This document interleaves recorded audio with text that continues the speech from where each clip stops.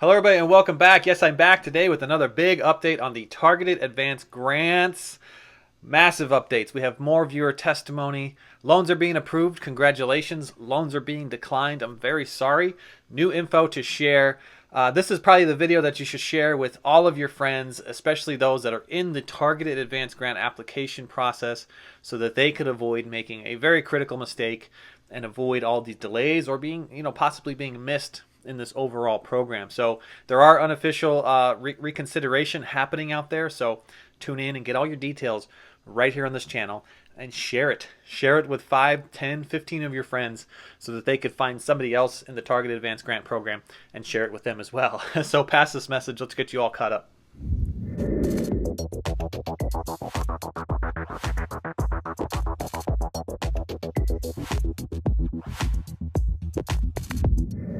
Hello everybody, I'm Edward Bilder. To all my loyal subscribers out there, welcome back for another video. And if you're joining us for the first time today, welcome. Consider becoming a subscriber. I'm going to dive straight into the EIDL Targeted Advanced Grants.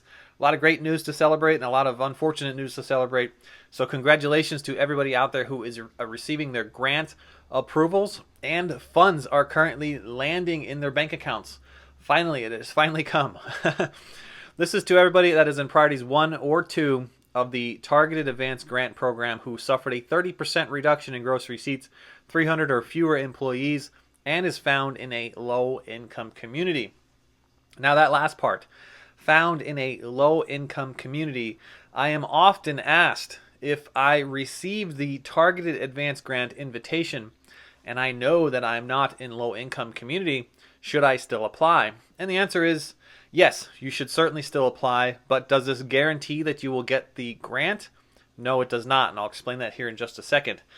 So if you read the email to the Targeted Advanced Grant invitation, it tells you clearly that you could apply for the grant, and the SBA will perform a check on their end, checking a map to determine if you are found in that low-income community or not, and simply if you are not, you would receive a denial letter.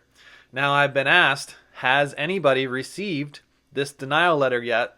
And the answer is yes. One of my viewers, Jerry from the LA area, so shout out to Jerry. Thank you so much for reaching out to me and sharing this information. Now, Jerry's denial is a bit unfortunate because he is actually found in the low-income community, found on the map. He did a search himself, but he received a denial that basically said he was ineligible for not being located in a low-income community. He reached out to the SBA, and you could take a look here at his map. He shared this map here with me. You see he is located right there on the edge. He is in the purple zone, but right on the edge, right on the edge. So he has been deemed as ineligible for not being in a low-income community. He then reached back out by phone call, cannot get anybody to overturn this decision by phone call, but then was instructed to email the Targeted Advanced Grant team, in which he did so. And he is now waiting on a response for them, asking for an upper manager to escalate the situation, as I've been instructing everybody to get somewhat of an unofficial overturn of this through a reconsideration process, which is happening. It's actually becoming quite common here. So we're going to get into more testimonies around this unofficial reconsideration. Now, just remember, as a reminder, there have been many contractors hired by the SBA. You could potentially see a phone call come from a 202 area code of Washington, D.C., or a 1-800 number coming from the El Paso, Texas area. Emails are also being sent, and each contractor has been assigned their own group. So here's a pile of applications. Go start working through them. So you can't technically just call back the SBA at the disaster assistance line to say, hey, can you direct me to my loan officer? Can you direct me to the contractor assigned to my Targeted Advanced Grant? They can't do that. They don't have a list of all these individuals.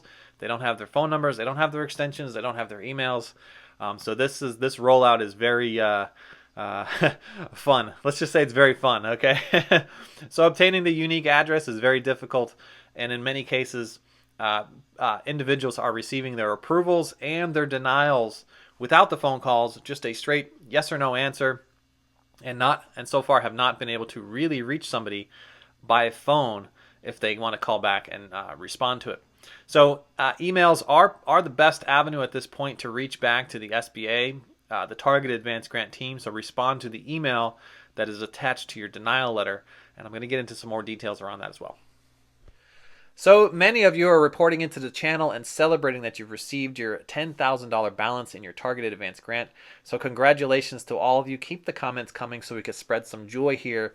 While some of you are a bit upset and receiving denials, it's so unfortunate that some of the denials are coming back due to this lack of training by all of these new agents, and they aren't necessarily true denials. They're inaccurate representations of the information that's been submitted.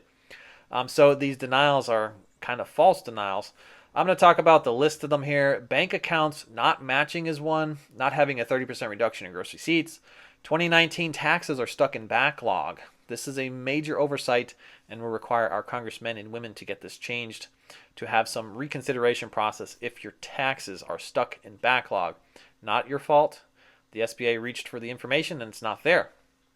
Now, another one is that the transcript is showing up blank or with all zeros, and this could be due to errors on your 4506T, possibly an address, possibly maybe you're married filing joint, and you need to have both husband and wife on the 4506T in the same order that shows up on your taxes.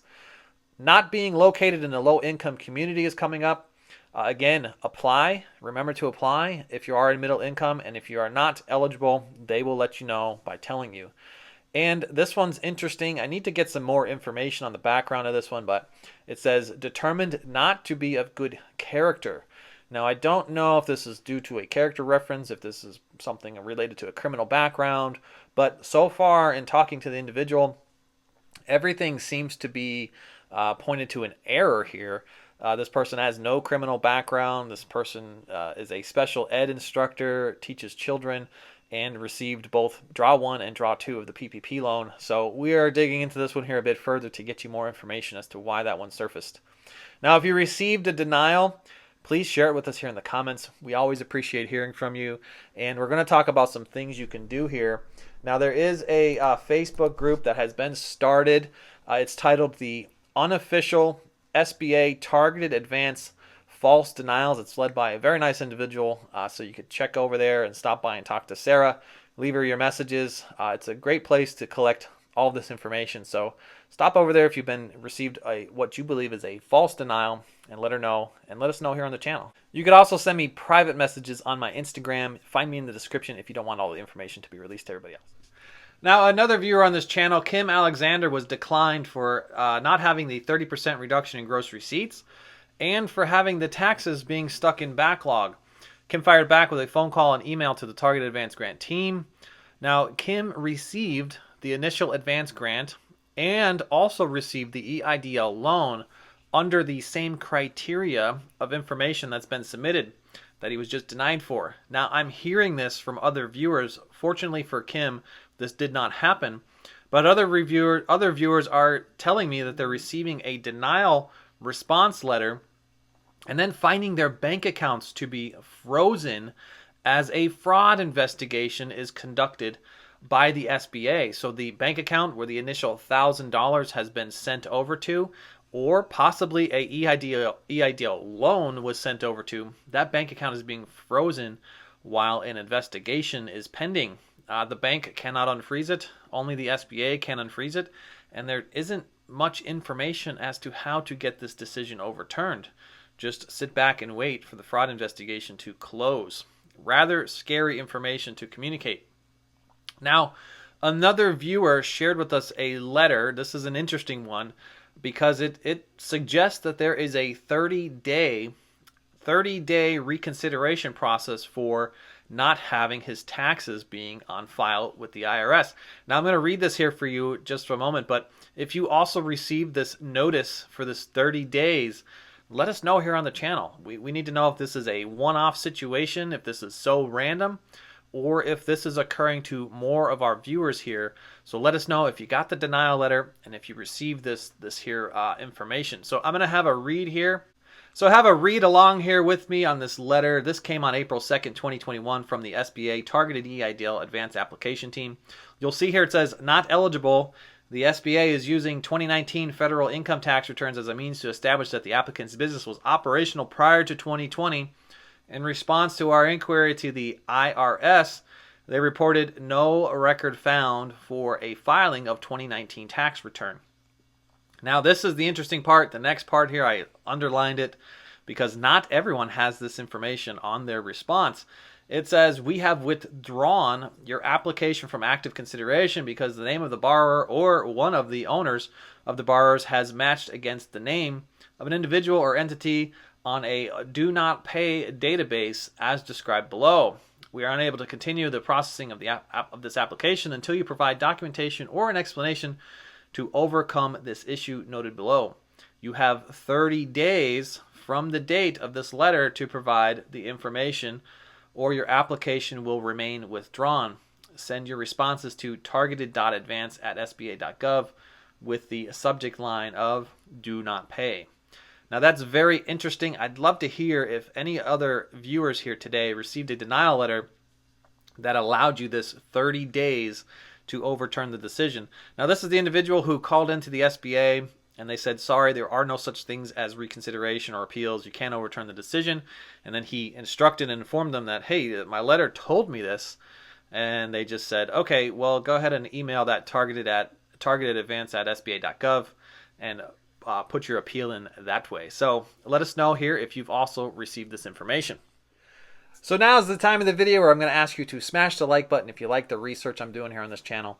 I'm really trying to reach over 1 million people that are in the Targeted Advance Grant queue, and if you touch the like button, YouTube recommends this to more and more people.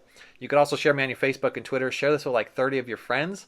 Even if they're not in the Targeted Advance Grant program, they will know somebody that could possibly be in it, and we need this message to reach them so they could avoid a critical mistake.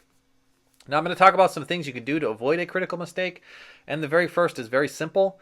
Just check your transcripts yourself. Even if you haven't received your application yet and you're waiting on your invitation to the portal, check your transcripts. Go out there and see if there is information there. Make sure that you're not creating some kind of error like you're filing joint with somebody, and make sure you get the valid information to come back that has actual numbers. All right, get that information, and if you don't find it, start calling the IRS until they get it done. Now, this is going to happen for Priority 2. You are still possibly waiting for your Targeted Advance Grant invitation. So start today. Start today, right now, before you get the application, because there is an expiration date on the top right corner. So all of those individuals that are receiving their Targeted Advance Grant invitation now, use that reference of that date, that deadline that you have to send the information back in, because this deadline will reach you, and I fear that once it expires, you won't be able to apply after that. Now, if you've already been denied, and you received either a phone call or an email, start by, and you believe that it's a false denial, that you've been wrongfully denied, start by emailing back the Targeted Advance Grant.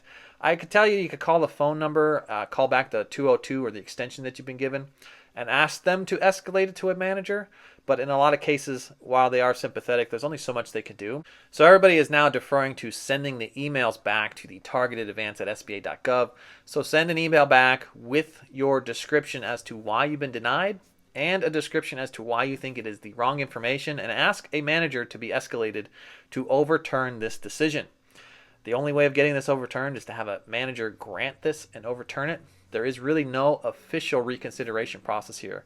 You have to go through this unofficial reconsideration process and tell them that there was some kind of error.